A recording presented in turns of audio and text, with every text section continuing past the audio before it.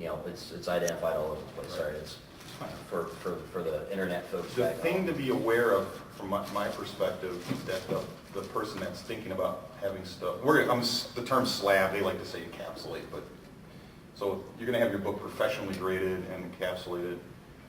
You need to get it out of there and put it in a new one in every 6 years, or you run the risk of damaging that comic. Flat out. Why?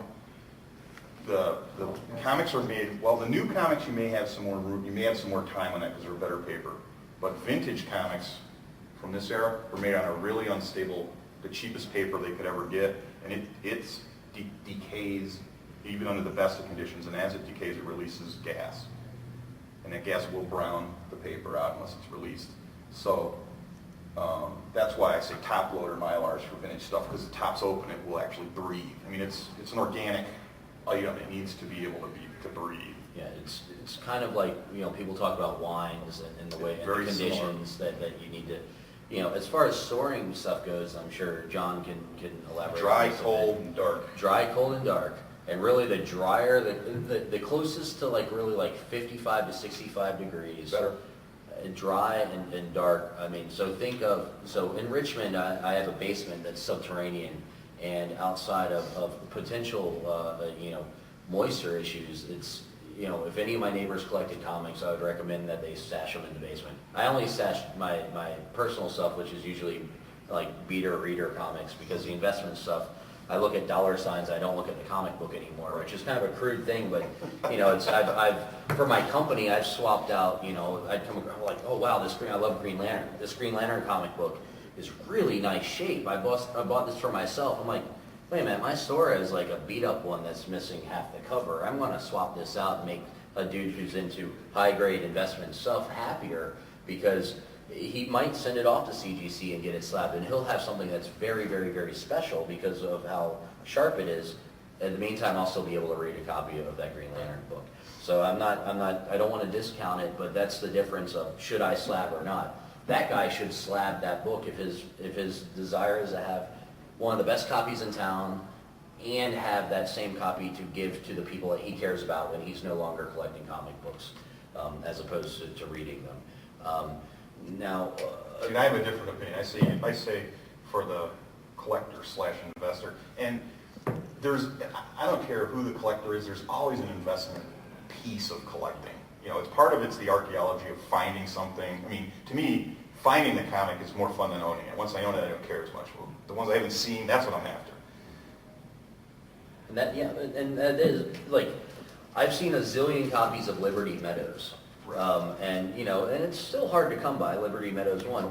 But this is, now I'm lucky because the guy that did it's from Maryland, I'm from Virginia, so it's proximity thing. But Liberty Meadows 1 is cool, but what's even cooler is, there might be less than 100 copies of 9/8. So out of the thousands that were printed, or not many thousands, but out of the thousands that were printed, this guy submitted his and got like top of the line. So, and I don't know what the asking price is, but I imagine it is multiples of what any person that would have just a raw one might be asking. I think top 2 to 3 times. Yeah, no, it's like 10 times or something. Yeah, at least. But what do you guys think about getting stuff encapsulated? Is that something you're thinking about? Or? It's hard, yeah. I own one grade comic. I bought it. I went to the Heritage Auctions, and it was only a 6, but it went for a reasonable price, basically no multiple over guide, and I needed it, so I bought it. You can always take it out. And really cool. Were you on site when you bought it, or were you remotely? No, I bought it on See, site.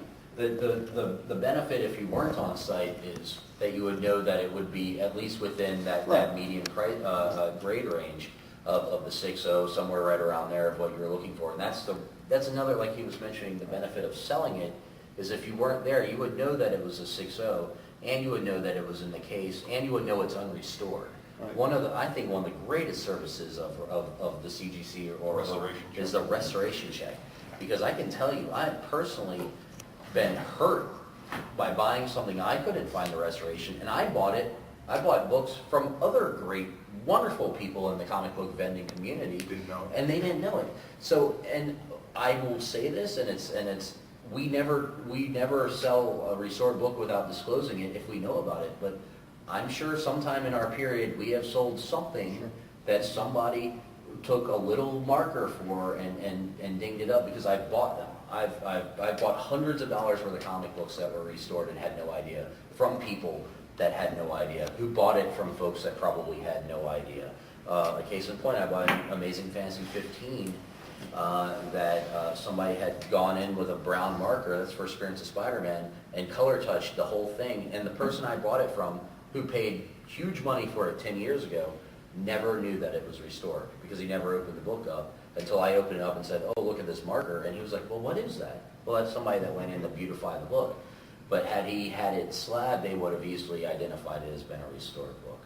To me, that's a perfect example of somebody with too much money and too little knowledge.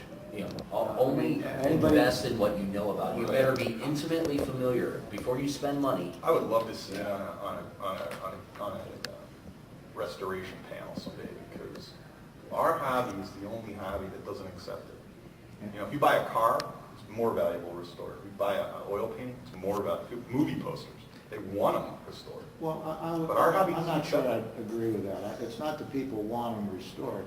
They'll accept it restored. Granted. You know, I mean, a restored 1956 Chrysler is not as worth as one that, you know, Brand new. somebody Right, but passed they- away after they bought it and they pull it out of their garage and it's brand new. But it's highly acceptable and people understand. They understand it. Right. Yeah. Like, for instance, you talk about, like Brett's talking, let's talk about, let's stick to investment grade. Right.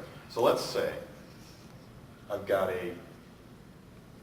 I'll also say investment grade isn't necessarily always 9.2s and 9.8s. If you're talking about 1930s and 40s comics, I'd say nice solid white paper, fine as an investment grade. A friend of mine book. just sold the Archie one that made headlines across the country. Highest graded copy known to exist, 7.0. Which is a nice book. It's a beautiful comic book. It's the best one out It's there. not in. But if you offer, you know, if whatever, Liberty Meadows #1 in 7.0 would be 1/100th of what he's So probably. let's say that's 7.0. So for that book, that's investment grade. You're going to make money on it. It had no pieces replaced, not pressed, never taken apart. It has one dot of color touch, amateur on the bottom of the spine. All of a sudden, the collectors will not consider that book collectible. You would be hard pressed to get good guide for it. I find that ridiculous. It's a a stigma. beautiful book.